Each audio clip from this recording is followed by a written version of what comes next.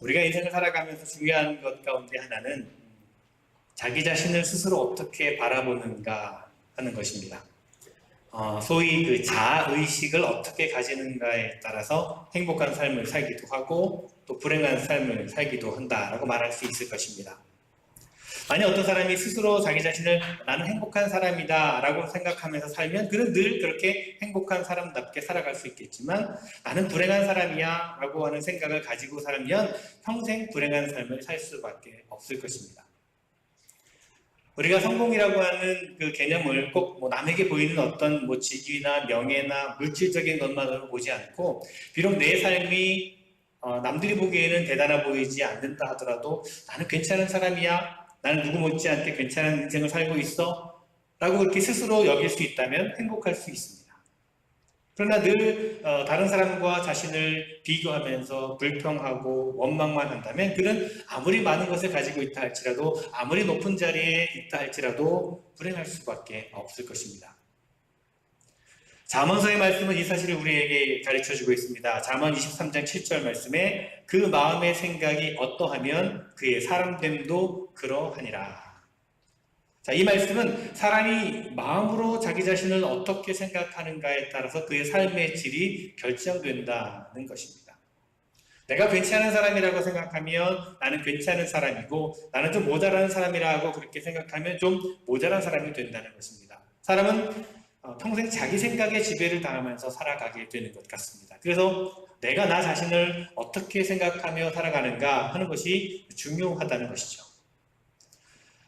지난 연애 때 어느 은퇴하신 한국 목사님을 만날 기회가 있었는데요. 근데 그분은 전혀 은퇴하신 분 같이 보이지 않았습니다. 70세 은퇴를 하셨고 지금은 80이 넘으셨는데 머리만 조금 휘었지 주름도 하나 없는 동안 60대처럼 그렇게 60대도 안 되어 보이는 그런 분이셨습니다. 지금도 매일 4마일 이상을 조깅을 하신다고요. 매일. 너무 건강하십니다. 그래서 목사님들이 물어봅니다. 다른 목사님들이. 목사님께서 어떻게 그런 좋은 건강을 유지하실 수 있습니까? 그랬더니 그분이 이런 말씀을 하시됩니다. 자신은 신학교를 졸업하고 한국에서 이제 해병대 장교를 때를 했는데 그때 이제 군대에서 받은 그 훈련과 그 교육이 평생 자신의 인생을 지배하고 있었다는 겁니다. 한 번 해병은 영원한 해병이다. 이런 말이 있듯이 그분은 목회에도 그런 해병대의 어떤 정신을 가지고 해왔다는 것이에요. 그래서 목회를 하시다가 이제 힘이 든 일이 찾아오면 그 해병대 훈련 받을 때를 이제 생각을 하면서 이건 아무것도 아니야 라고 그렇게 그 어려움들을 이겨냈다고 합니다. 재밌는 것은 설교를 준비하시는데 설교 준비가 잘 안 되면 물론 기도도 하시겠지만 옷장에 이제 걸어두었던 그 해병대 옷을 꺼내 입고 어떤 때는 해병대 모자까지 쓰고 그리고 설교를 준비하셨다는 겁니다. 그러면 마음가짐을 좀 다잡게 되고 설교 준비가 잘 되더라는 겁니다.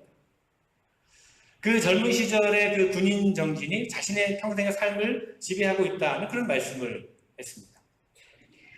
그분의 말씀을 이렇게 들으면서 드는 생각이 내가 어떤 스피릿의 지배를 받고 있는가 하는 것이 참 중요하다는 생각을 해봤습니다. 패배의식에 사로잡혀 사는 사람은 늘 패배자로 살게 되고 자신이 꽤 괜찮은 사람이라고 그렇게 생각하며 사는 사람은 다른 사람들을 부러워하지 않고 행복하게 살게 됩니다. 자기 자신을 어떻게 바라보는가 하는 것은 그래서 중요하다는 것입니다. 여러분, 우리 자신을 자랑스럽게 여기고 자존감을 갖는 것 참 중요합니다. 자신을 너무 부끄럽고 부족한 존재로 여기지 마시기 바랍니다. 열등의식을 갖지 마시기 바랍니다. 열등의식처럼 인생을 망가뜨리는 것은 없을 겁니다. 우리를 불안하게 만드는 여러 가지 원인 가운데 열등의식이 굉장히 큰 문제입니다.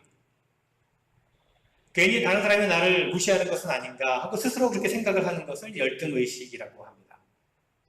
다른 사람은 아무렇지도 않은데 자기 스스로가 남들이 자기를 무시한다라고 하는 생각을 갖고 불안해하는 사람들이 있습니다. 그런 열등의식은 무익한 것입니다.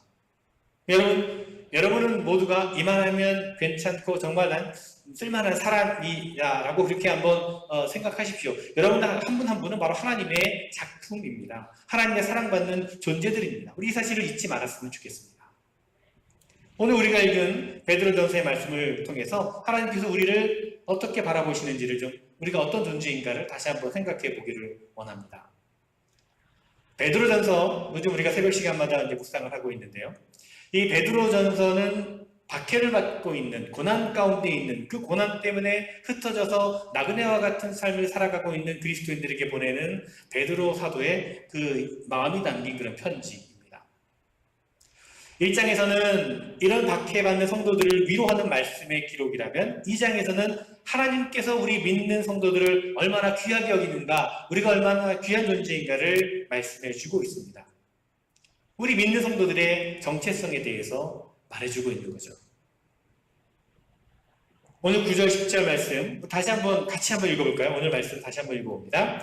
그러나 너희는 택하신 족속이요 왕같은 제사장들이요 거룩한 나라요 그의 소유가 된 백성이니 이는 너희를 어두운 데서 불러내어 그의 기이한 빛에 들어가게 하신 이의 아름다운 덕을 선포하게 하려 하심이라. 너희가 전에는 백성이 아니더니 이제는 하나님의 백성이요 전에는 국류를 얻지 못하였더니 이제는 국류를 얻은 자니라. 아멘. 여러분, 이 말씀을 좀 더 깊이 한번 묵상해 보시기를 바랍니다. 오늘 성경 말씀은 우리에게 크게 세 가지 우리의 정체성에 대해서 말씀해 주고 있습니다. 먼저 너희는 택하신 족속이요 라고 말합니다. 하나님은 우리를 만민들 가운데 택하신 족속으로 삼으셨다라는 것입니다. 다시 말하면 선택받은 사람으로 삼으셨다라는 것입니다. 이것은 놀라운 특권입니다. 우리가 chosen people, 많은 사람들 가운데 선택을 받았다는 것은 행복한 일이 아닐 수가 없습니다. 지구촌의 수십억 사람들 가운데 하나님으로부터 선택된 족속이 되었다라는 것은 보통 일이 아니죠. 대단한 특권입니다. 그래서 베드로 사도는 우리를 택하신 족속, 즉 구원을 위해 택함을 받은 백성이라고 말합니다. 여러분, 우리가 선택된 사람들이라고 하는 그 정체성을 우리가 가질 때 우리가 얼마나 엄청난 특권을 가지고 있는가를 알 수가 있습니다. 또한 왕같은 제사장이라고 했습니다.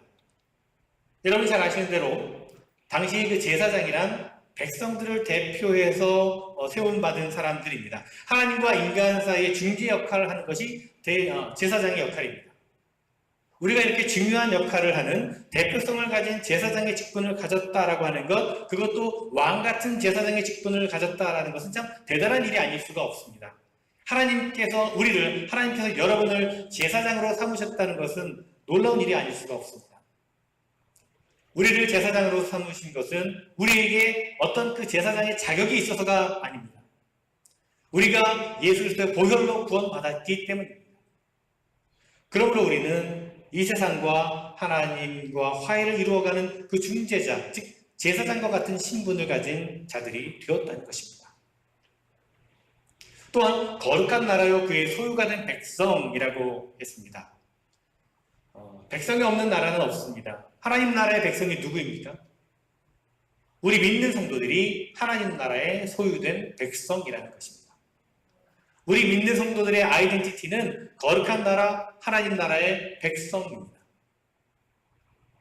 우리는 거룩한 성도들입니다. 우리가 다른 사람들보다 도덕적으로, 윤리적으로 깨끗해서가 아니라 우리를 택하셔서 우리를 거룩한 나라 시민으로 부르신 것입니다. 그러므로 책임이 크죠. 하나님 나라 시민으로서 거룩하게 살아야 합니다. 베드로 사도는 이 말씀을 통해서 당시 그 크리스천들에게 비록 핍박을 받고 있고 고난 가운데 있고 죽음의 위협이 눈앞에 있었지만 그들이 그 누구보다도 귀한 존재들이고 대단한 사람들인지 그들 스스로 알게 하고자 지금 이 말씀을 쓰고 있는 것입니다. 그래서 그 분명한 그 정체성을 가지고 고난과 박해를 이겨나가기를 원했던 것입니다. 그리고 이 말씀은 또한 오늘날 지금 옛때를 살아가고 있는 우리들에게도 동일한 메시지를 주고 있습니다. 여러분, 지금도 우리 믿는 성도들이 자신이 누군가를 바로 아는 것이 얼마나 중요한지를 모릅니다. 우리는 지금 우리 신분에 대해서 바른 인식을 할 필요가 있습니다. 그래야 우리가 힘든 세상에서 당당하게 살아갈 수가 있는 것이죠. 우리가 이런 그리스도인으로서 바른 정체성을 가지고 살아가는 것은 우리가 남보다 잘났거나 특별한 존재이기 때문이 아닙니다. 우리도 다른 사람들처럼 많이 부족하고 허물이 많지만 그럼에도 불구하고 나를 하나님 나라의 백성으로 또 왕 같은 제사장으로 받아주셨다는 생각을 하면 감격하지 않을 수가 없습니다. 아무런 조건 없이 우리를 받아주셨다는 것은 은혜입니다. 특별한 은혜입니다. 우리가 뭘 잘해서 선택을 받았다면 몰라도 난 잘난 것이 아무것도 없는데 우리가 하나님의 백성으로 선택이 되었다는 것은 은혜요 특권입니다. 이것을 우리가 분명히 알아야 합니다. 하나님이 나를 받아주시고 귀하게 여겨주실 만큼 내가 자격이 있었다면 모르지만 그런 자격 없지 않습니까? 저도 그렇고 여러분도 마찬가지입니다. 그런데 하나님께서 우리를 택하셔서 그의 소유된 백성으로 삼으셨고 거룩한 백성으로 삼으셨고 제사장이 되게 하셨다는 것은 특별한 은혜입니다. 이렇게 하나님의 백성이라고 하는 의식을 가질 때 우리는 어떤 삶을 살 수 있겠습니까? 당당하게 살 수 있습니다. 누구에게도 굴하지 않고 살아갈 수 있습니다. 세상 사람들이 우리를 인정해 주지 않더라도 그것이 별 큰 문제가 되지 않습니다. 여러분이 잘 아시는 우리 그 전래동화, 한국 전래동화 가운데 춘향전이 있죠. 춘향전에 보면 그 고을사또의 그 행패에 시달리던 춘향이가 이제 옥에 갇혔다는 그런 소식을 듣고 이도령이 그동안 그 과거 시험에 합격을 하고 암행어사가 되어서 이제 고향으로 돌아오게 됩니다. 사람들이 이몽룡을 봤을 때 그의 행색이 초라해 보여서 그를 무시하고 외면했습니다. 사람들은 그의 겉모습, 행색만 보고 실망했습니다. 춘향의 어머니마저 기대했던 그 사위가 그런 모습으로 나타나자 매우 실망했습니다. 그러나 이 이몽룡은 그렇게 사람들이 실망하는 모습을 보고도 의연할 수가 있었습니다. 왜냐하면 그것은 자신이 어떤 사람인지 자기는 잘 알고 있기 때문입니다. 자신은 어명을 받은 어사였습니다. 자신의 신분이 당당하기 때문에 남이 뭐라고 하든지 그것은 그의 삶을 결코 위축시킬 수가 없었다는 것입니다. 여러분, 우리도 남이 볼 때에는, 다른 사람들이 나를 볼 때는 아무것도 아닌 것 같지만 우리는 하나님의 택함 받은 사람들입니다. 하나님의 자녀요, 하나님 나라의 백성입니다. 하나님의 사명을 받은 존재들입니다. 여러분. 중요한 것은 하나님께서 우리가 잘나서 하나님 자녀 삼아주시고 하나님 나라의 백성으로 거룩한 제사장으로 세우신 것이 아니라는 것입니다. 오직 우리가 부족하면 부족한 대로 우리 있는 모습 그대로 억셉트 받아주셨다는 것입니다. 인정해 주셨다는 것입니다. 우리가 부족한 것을 아시면서도 하나님은 우리를 하나님의 자녀로 삼아 주셨습니다. 자식이 아무리 모자라도 부모는 자녀를 인정하고 받아주는 것처럼 하나님은 우리가 부족하고 우리가 연약한 것을 많이 아시지만 그럼에도 불구하고 우리를 자녀로 인정해 주셨습니다. 우리를 용납해 주셨습니다. 이것은 은혜입니다. 그리고 더 놀라운 것은 하나님이 우리를 용납해 주시고 받아주시기만 하면 한 것이 아니라 우리를 정말 가치 있는 귀한 존재로 생각하신다는 겁니다. 여러분, 우리의 존재 가치는 우리가 얼마나 소유했는가 그렇지 못했는가 하는 것으로 결정되는 것이 아닙니다. 우리가 어떤 지위를 가졌는가 그렇지 못했는가로 결정되는 것이 아닙니다. 어떤 사회적인 신분이나 어떤 힘으로 인간의 가치가 정해지지 않습니다. 인간의 가치는 무엇을 결정합니까, 여러분?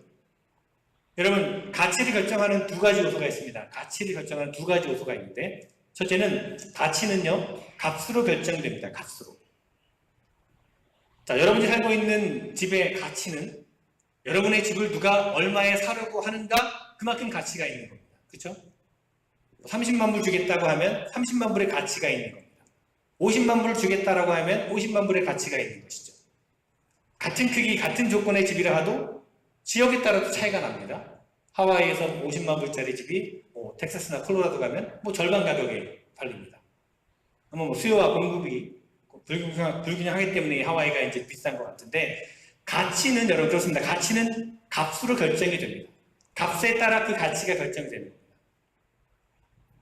작은 신발 가게를 운영하는 분은 어떤 분은 알고 있는데 한번 제가 가게에 방문한 적이 있습니다. 오픈하는 날 제가 가본 적이 있는데 운동화를 주로 파는 가게입니다. 새로운 운동화도 있지만 다른 사람이 사용하던 운동화도 진열되고 팔고 있더라고요. 저는 왜 그걸 파는지 처음에 몰랐는데, 처음에는 무슨 남의 신던 신발을 파는가라고 생각했는데 그 가격을 보고 놀랐습니다. 제가 보기에는 뭐 별로 비싸 보이지 않는, 아니 아무도 할 것 같지 않은 그런 신발인데 그 가격이 너무나 비쌌습니다. 어떤 운동화는 가격이 정해져 있지 않습니다. 그냥 그런 운동화들은 대개 이제 수제로 만든 한정품들인데, 그것은 이제 사고자 하는 사람이 원하는 값을 부르면 그때 가격이 결정된다고 합니다. 뭐 그림이나 뭐 조각품 같은 것도, 예술품도 누가 얼마를 지불하겠다라고 하는 것만큼 가치가 결정되는 겁니다. 뭐 피카소의 그림이 수백만 불, 아니 수천만 불까지 가는 것은 그렇게 주고도 그 그림을 사겠다라고 하는 사람도 있기 때문에 그렇게 가치가 결정되는 겁니다. 그러므로 가치는 지불하겠다라고 하는 자의 액수로 그 가치가 결정이 됩니다. 자, 두 번째는요. 두 번째 가치는 그것을 누가 소유하는가에 따라 결정이 됩니다. 예를 들면 같은 중고시장에 나온 자동차를 할지라도 그 자동차가 누가 탔느냐에 따라서 값이 결정이 됩니다. 누구의 소유였는가 하는 것이 중요한 것이죠. 만일에 뭐 미국 사람들이 우상처럼 여기는 엘비스 프레슬리가 탄 자동차라면 똑같은 차종이지만 엄청나게 비싸게 팔 수가 있습니다. 옷도 마찬가지입니다. 어떤 유명한 배우가 입은 드레스라면 엄청난 프리미엄이 붙을 것입니다. 어느 경매장에 낡은 운동화 한 켤레가 7,000불에 팔렸습니다. 그런데 그 신발은 농구의 영웅인 마이클 조던이 신던 신발이라고 하는 설명이 붙었습니다. 그렇습니다. 가치는 무엇을 결정되느냐 하면 그것이 얼마의 가격이 매겨지는가, 그리고 누가 소유하고 있느냐로 가치가 결정된다는 것입니다. 자, 그렇다면 여러분, 우리는 누구인가요? 여러분은 누구입니까?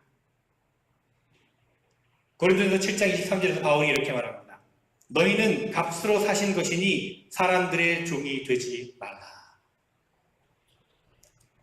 여러분, 우리를 누가 샀습니까? 우리를 누가 얼마에 주고 샀습니까? 지금 우리는 누구의 소유입니까? 예수님께서 우리를 사셨고 우리는 그분의 소유입니다. 오늘 본문 9절 말씀에 너희는 택하신 족속이요 그의 소유가 된 백성이라고 했습니다. 우리는 예수 그리스도의 소유입니다. 그리고 그분이 우리를 사셨습니다. 얼마를 주고 사셨습니까? 얼마의 가치를 지불하고 사셨습니까? 그것은 값으로 책정할 수 없는 엄청난 금액을 지불하시고 우리를 사셨습니다. 그의 피를 지불하고 십자가로 우리를 사셨습니다. 엄청난 대가를 지불하신 것입니다. 여러분 한번 생각해 보시기 바랍니다. 예수님이 자신의 목숨을 값으로 지불하시면서까지 사실 만한 가치가 우리에게 있었습니까? 아닙니다. 우리에겐 그런 가치가 없었습니다. 그런데 우리를 무엇 때문에 하나님의 아들이신 그분이 그 귀한 생명을 지불하시면서 우리를 사셨느냐는 것입니다.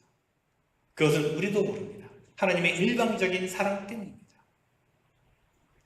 결국 여러분 한 사람 한 사람은 예수 그리스도의 십자가를 지불하고 사신 너무나 귀한 존재들이라는 것입니다. 그만큼 가치 있는 존재들이라는 것입니다. 하나님은 우리를 자신의 독생자이신 예수를 내어주고 우리를 사셨습니다. 그만큼 우리를 사랑하십니다. 그러므로 우리는 천하를 주고도 바꿀 수 없는 가치 있는 존재들이라는 것입니다. 10절 말씀 다시 한번 같이 읽어볼까요? 10절입니다. 너희가 전에는 백성이 아니더니 이제는 하나님의 백성이요 전에는 긍휼을 얻지 못하였더니 이제는 긍휼을 얻은 자니라. 자, 보십시오. 우리가 전에는 하나님의 소유된 백성이 아니었지만 이제는 예수 그리스도의 십자가를 통해서 하나님의 소유가 되었습니다. 하나님의 소유는 값이 없습니다. 값으로 따질 수 없는 귀중한 존재들입니다. 그렇다면 우리는 우리의 존재가 얼마나 가치 있는가를 알 수가 있습니다. 전에 섬기던 교회에 늘 이렇게 비관적인 삶을 사셨던 어느 성도님이 한 분 계셨습니다. 늘 그분은 입버릇처럼 자신은 있으나마나한 존재라고, 나는 이 세상에 태어났으면 안 되는 존재였는데 늘 그렇게 입에 달고 사셨던 분이었습니다. 얼굴도 이쁘시고 음식도 잘하시고 여러 가지 재능과 또 장점도 많은 분이신데 늘 자신을 이제 비방하면서 나는 쓸모없는 인간이야, 나는 아무것도 못해, 이런 생각을 가지고 사셨습니다. 왜 그분이 이제 그런 인생관을 갖게 되었냐면 자신의 어머니가 자기를 이제 임신했을 때 그 딸이라고 하는 것을 알고 이제 지우려고 했는데 그렇게 하지 못하고 태어나게 되었다는 그런 말을 어릴 적에 이제 듣고는 그때부터 나는 이 세상에 나오면 안 될 존재였는데 나는 세상에 나올 수 없는 사람인데 나왔다고 생각을 한 겁니다. 어릴 적부터 이제 그런 생각에 지배를 받고 살았던 것입니다.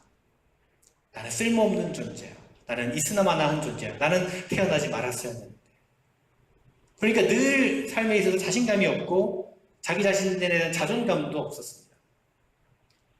교회에서 어떤 사역을 좀 부탁드리면 나는 못합니다 목사님. 나는 할 수 없어요. 늘 이렇게 위축되어 있었습니다.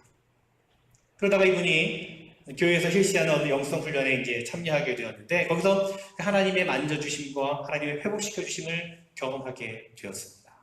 찬양을 부르는데 우리는 하나님의 작품 찬양을 부르시면서 또 당신은 사랑받기 위해 태어난 사람 이 찬양을 부르면서 은혜를 받고 자기 존재에 대한 소중함을 다시 회복할 수 있게 되었습니다. 결국 그분은 자기 자신이 얼마나 귀한 존재임을 깨닫고 난 다음에 지금은 열심히 또 신앙생활 하신다는 말씀을 들었습니다. 성격도 밝아지고 이전과는 전혀 다른 삶을 살고 계시다는 말씀을 들었습니다.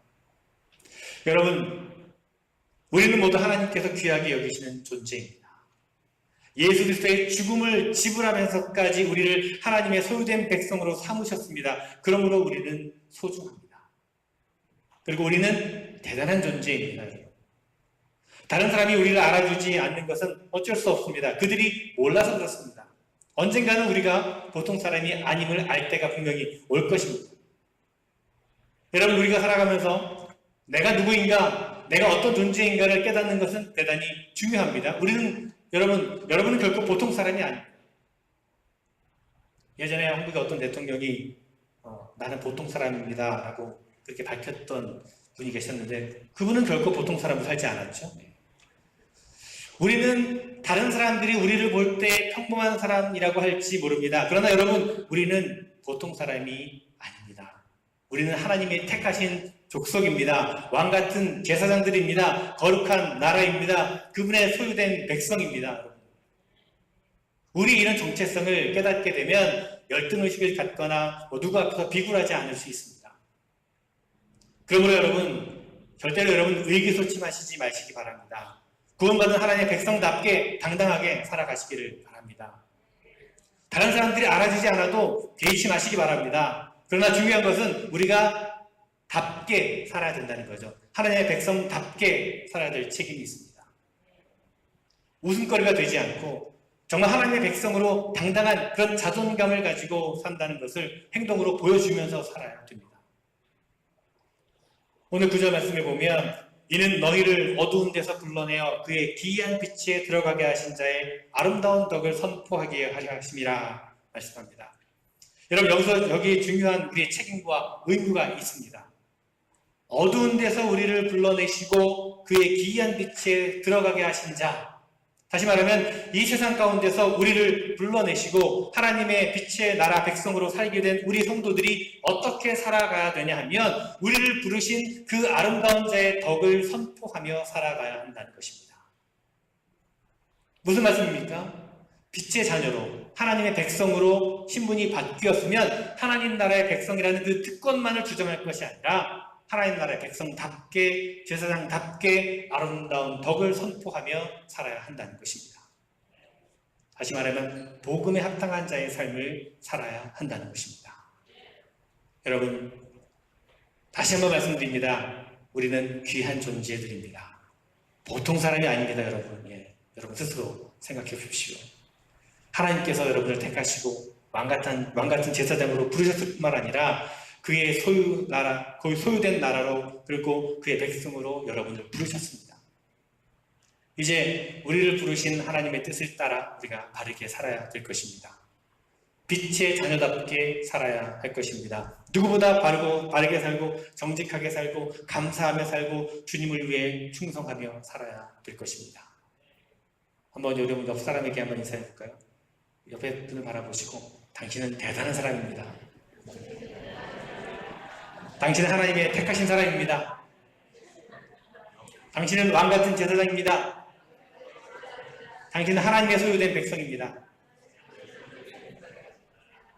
우리 한번 찬양으로 한번 나눠볼까요? 여러분 다 아시는 축복송 찬양이 2절에 그 2절 찬양이 우리 오늘 말씀으로 찬양을 만들었는데 한번 우리 찬양으로 서로 축복했으면 좋겠습니다.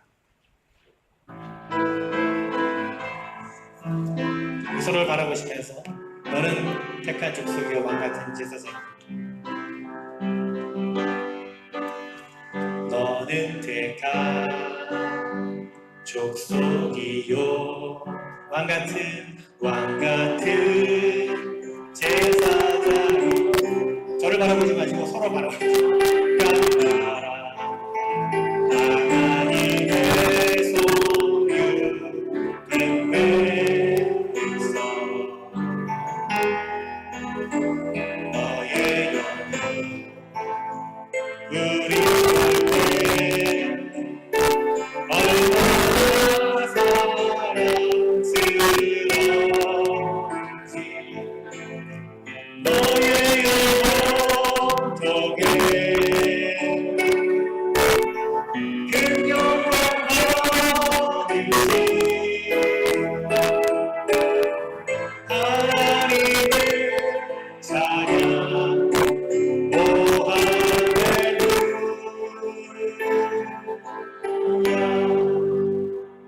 다시 한번 고백합니다. 축복합니다. 사랑합니다.